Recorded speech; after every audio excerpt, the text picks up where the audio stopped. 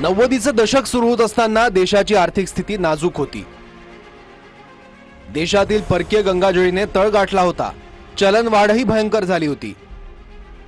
Reserve बँकेला 47 ton सोनं जागतिक बँकांकडे गहाण ठेवावं लागलं होतं। पंतप्रधान पी.व्ही. नरसिंहराव यांनी मनमोहन सिंग यांना 1991 मध्ये अर्थमंत्री पदाची जबाबदारी सोपवली। देशाची अर्थव्यवस्था सावरण्यासाठी सिंग यांनी अनेक कठोर निर्णय घेण्याचं ठरवलं। देशाच्या अर्थव्यवस्थेला बूस्टर मिळावा यासाठी सिंग यांनी उदारीकरणाचा निर्णय घेतला। सरकारी मालकीच्या सार्वजनिक उद्योगांचं खासगीकरण करण्याचं ठरवलं। रुपयाचं अवमूल्यन, आयात शुल्कात कपात हे निर्णय सुद्धा मनमोहन सिंग यांनी घेण्याचं ठरवलं। सिंग यांनी घेतलेल्या निर्णयामुळे तळाला गेलेली देशाची अर्थव्यवस्था सावरली।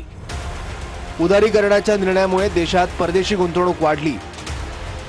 रोजगाराच्या संधी वाढल्या। अर्थव्यवस्था बळकट झाल्यानं जागतिक बँकांकडे गहाण ठेवलेलं सोनं देशात परत आणलं। मनमोहन सिंग यांच्या कठोर निर्णयामुळे पुढे देशाची आर्थिक भरभराट झाली।